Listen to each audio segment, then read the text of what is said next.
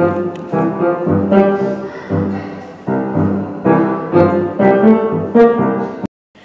Cecilie, hvor er det, vi befinder os henne? Vi befinder os i Hollywood. Og hvor er det henne? Det er i Finland. Okay, lad os lige tage status på, hvor koldt det egentlig er. Ja, det er koldt. Ja, det kan man roligt sige. Skide koldt. Ja. Det er cirka sådan imellem minus 10 og minus 20 grader. Så hvis I synes ikke, det er koldt, så kom herop, så synes I, det er koldt. Og derudover, så hvis man kan se det, så ligger der imellem, hvad vil du der, Cecilie? En halv meter sne eller sådan noget lignende? Ja, det passer sgu nok egentlig meget godt. Og det var faktisk sådan, i Danmark, der blev vi faktisk en halvanden time forsinket. Netop fordi, at der var sne, og vi skulle igennem alt muligt. Vi skulle have renset vores vinger og alt muligt. Så ja. I har simpelthen fået vinger. Ja, som I kan se henne, så er finnerne netop lige nu i gang med øvelserne, lige inden de skal på i morgen aften og på premieren. Og vi glæder os til at se, hvordan det ser ud. Så ja.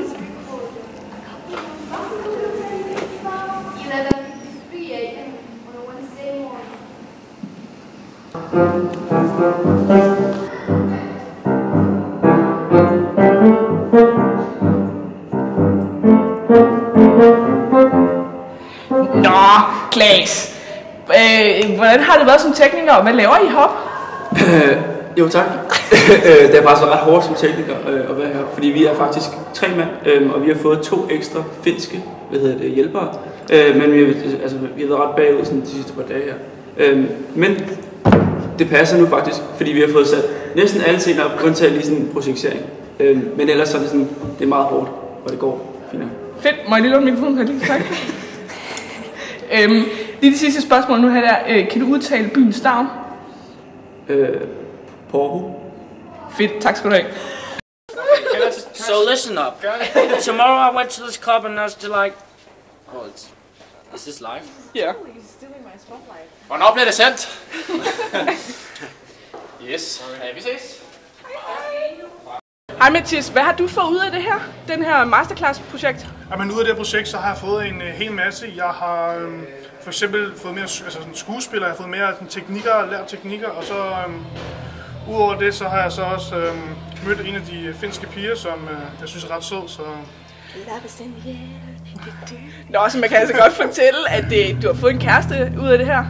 Ja, det har jeg faktisk, så... Fedt. Nå, men her til sidst, så kunne vi bare godt tænke os at høre, om du kan udtale byens navn. Ja, Porto. Tak skal du have.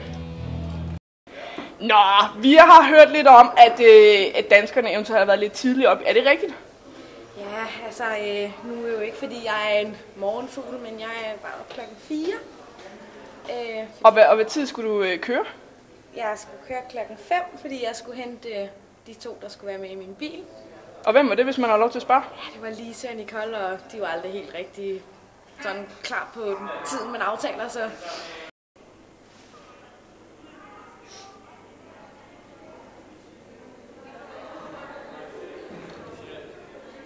So, Lucas, how is it to play with these Danish guys? Horrible. No. It's fun. These are great players, great guys. It's been great. Jeg vil lige tale lidt om det her pragteksemplar af virkelig finsk ting og sager. Det er jo helt fantastisk. Nu skal I se her. Man placerer knækbrødet under. Kommer smør ud. Det er jo fantastisk. Nå, Tobias, vi har hørt, at du eventuelt skal klippes i morgen. Er det korrekt? Jeg har ingen kommentar, ikke før min advokat har set på mine behovlige vilkår for min fagforening i hvert fald. Men hvordan var dit hår, inden du startede masterclass? Der var det langt og prægtigt, og nu er det sådan rimelig rødent, kan man sige. Kort og ulækkert. Hey Donny, what do you do? I work as an IT support man here in Finland, yes. That's so cool. What on earth have you done to your hand? Oh, it was an accident. There was a feral salamander running around and I had to catch it. Jeg kan sige perkele. Og hvad betyder det? Det er lud, men det er shit. Jeg kan sige tjatska, som er luder. Okay, og det håber man også, man kommer til at bruge. Det er det. Kom så, Pia, vi mangler kun slutscenen. Ja, men det må du ligesom klare. Nej, I bliver nødt til at sige, det var alt fra Cecilie og Cecilie. Nej, det skal du sige. Ej, det passer jo ikke rigtigt. Ej, men prøv at høre, Cecilie og jeg, vi kan bare ikke. Kan ikke mere. Nej.